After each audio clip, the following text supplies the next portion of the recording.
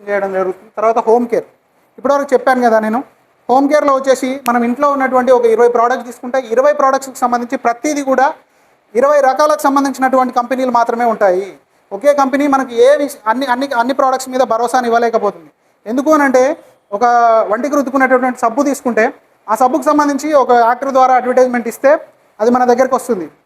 లేదు, ఒక ఫేస్కి రుద్దుకునేటటువంటి క్రీమ్ చూద్దాము, ఉదాహరణ చెప్తున్నా నేను.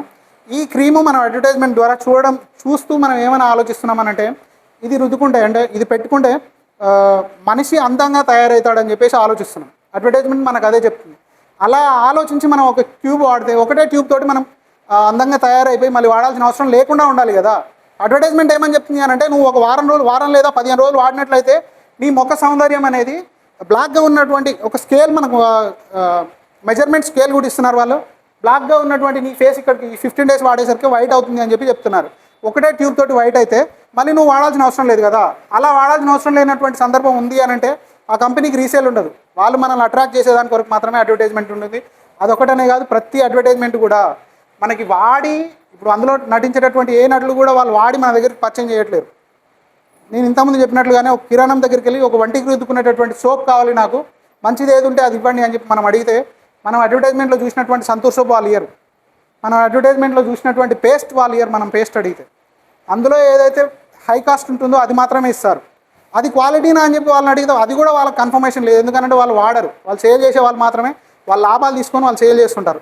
ఆ విధంగా హోమ్ కేర్లో వచ్చేసి మన ప్రోడక్ట్స్ ప్రతిదీ కూడా తీసుకునేటటువంటి ఆహార పదార్థాల ద్వారా మాత్రమే తయారు చేయడం జరుగుతుంది. దీంట్లో మనం బెస్ట్ ఉదాహరణగా చెప్పుకోవాల్సింది ఏంటి అని అంటే రైస్ బ్రాన్ ఆయిల్. ఇంతకుముందు మనం ఉదాహరణగా తీసుకొని ఫ్రీడమ్ రీఫైండ్ సన్ఫ్లవర్ ఆయిల్ నేను వాడుతున్నాను వెస్టీజ్కి రావడానికి ముందని చెప్పాను కదా. అదే ఫ్రీడమ్ రీఫైండ్ సన్ఫ్లవర్ ఆయిల్ ఉదాహరణగా తీసుకున్నట్లయితే ఇప్పుడు 130 రూపాయలకు మనకు 1 లీటర్ ప్యాకెట్ వస్తుంది. మనం ఆ సీడ్ పొద్దుతిరుగుడు గింజలు తింటే మంచిదని చెప్పేసి ఆరోగ్య లక్షణాలు కూడా ఉన్నాయి దాంట్లో. మనం ఒక షాప్ దగ్గరికి వెళ్ళి ఒక పావు కేజీ కొనాలని చెప్పి అడిగితే దాదాపుగా 80 నుంచి 90 రూపాయలు ఉంటుంది పావు కేజీ పొద్దుతిరుగుడు గింజలకే. మనకు 2 కేజీల గింజలు లేని మనకు 1 లీటర్ ఆయిల్ రాదు.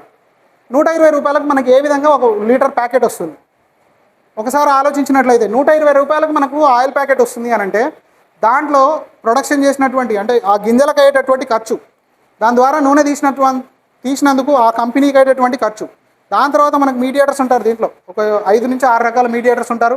వాళ్ళకు వచ్చే లాభం పోను మనకు ఎంఆర్పి ద్వారా 130 రూపాయలకు వస్తుంది అని అంటే మనకు వచ్చేటటువంటి నూనె జెన్యూనా కాదా అని చెప్పి ఆలోచిస్తే ఖచ్చితంగా ఒక విషయం గుర్తుపెట్టుకోవాల్సింది ఏంటి అని అంటే, మనం వాడుతున్న నూనె మంచిది కాకపోతే ఖచ్చితంగా మనకు అనారోగ్య సమస్యలు వస్తాయి. ఇంతకుముందు చెప్పినట్లు విషం తాగితే గంటలోనే చనిపోతాము, లేదు ఫుడ్ పాయిజన్ అయితే 24 గంటలు టైం పడుతుంది. అలా కాకుండా మనం ఒంట్లోకి తీసుకునేటటువంటి నూనె మంచిది కాకపోతే దీర్ఘకాలిక సమస్యలు వస్తాయని చెప్పి చెప్పడానికి నిదర్శనం ఏంటి అని అంటే, ఇప్పుడు వచ్చేటటువంటి బీపీ, థైరాయిడ్, షుగరు, మన హార్ట్ స్ట్రోక్స్, వీటన్నిటి కారణాలు మనం తీసుకునేటటువంటి ఆహార పదార్థాలు మంచివి కాకపోవడం. దాంతోపాటు హెల్త్ కేర్ అని అంటే మనం ఇచ్చేటటువంటి ఏ ప్రోడక్ట్ కూడా మెడికేటెడ్కి సంబంధించింది కాదు, ఫార్ములా బేస్డ్ ఉన్నటువంటిది కాదు. ఒక మనిషికి అవసరమైనటువంటి పోషకాలు అనారోగ్యానికి గురవుతున్నాము అని అంటే దానికి సంబంధించి ఏదో ఒక కారణం ఉండి, ఏదో ఒక పోషక లోపం ఉండి మాత్రమే మనకు అనారోగ్యం రావడం అనేది జరుగుతుంది. అటువంటి పోషకాలు ఉన్నటువంటి పండ్లు, కాయలు, తినేటటువంటి ఆహార పదార్థాల ద్వారా తయారు చేసినటువంటి సప్లిమెంట్స్ ఉంటాయి. వీటిని ఫుడ్ సప్లిమెంట్స్ అంటారు. అవి ఆహార పదార్థాలే. ఈ ఆహార పదార్థాలలో ఉన్నటువంటి పోషకాలు కణస్థాయి నుంచి, అంటే మనిషి జీవన నిర్మాణం అనేది కణాల ద్వారా ఏర్పడింది కాబట్టి కణస్థాయి నుంచి ఒక వ్యక్తికి ఏదైనా అనారోగ్య సమస్య వచ్చింది అని అంటే ఆ సమస్య రావడానికి కారణమైనటువంటి కణాలను మనం వాడేటటువంటి సప్లిమెంట్స్, ఇందులో ఉన్నటువంటి సప్లిమెంట్స్ వాటిని శుద్ధి చేసి బాగు చేయడం ద్వారా ఆ మనిషి అనారోగ్యం నుంచి ఆరోగ్యవంతుడు అవడం జరుగుతుంది.